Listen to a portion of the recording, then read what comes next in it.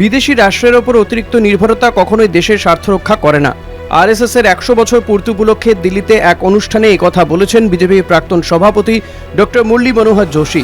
দলের অভ্যন্তরে পছন্দের লোকের তালিকায় যোশী কখনোই পড়তেন না বলেই নরেন্দ্র মোদী, অমিত শাহরা ক্ষমতায় এসেই লালকৃষ্ণ আডবাণীর সঙ্গে মুরলী মনোহর যোশীকেও বানপ্রস্থে পাঠিয়েছিলেন। এই বানপ্রস্থের পোশাকি নাম মার্গদর্শক মণ্ডল।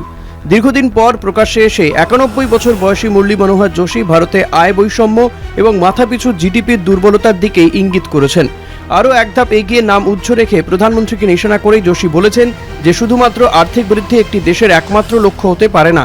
অর্থনীতিবিদ অমর্ত্য সেনের উদ্ধৃতি দিয়ে যোশী বলেছেন, যদি কোনো জাতির অর্থনৈতিক সাফল্য কেবল আয়ের দ্বারা বিচার করা হয় তবে সমাজ কল্যাণের গুরুত্বপূর্ণ লক্ষ্যটি মিস হয়ে যায়।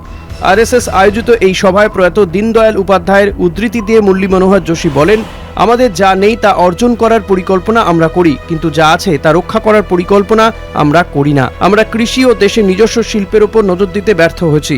একই সঙ্গে বিদেশি সহযোগিতাকে স্বাগত জানাচ্ছি। এ ধরনের মানসিকতা আমাদের স্বার্থ এবং মর্যাদাকে ক্ষুণ্ণ করছে। কলকাতা টিভি।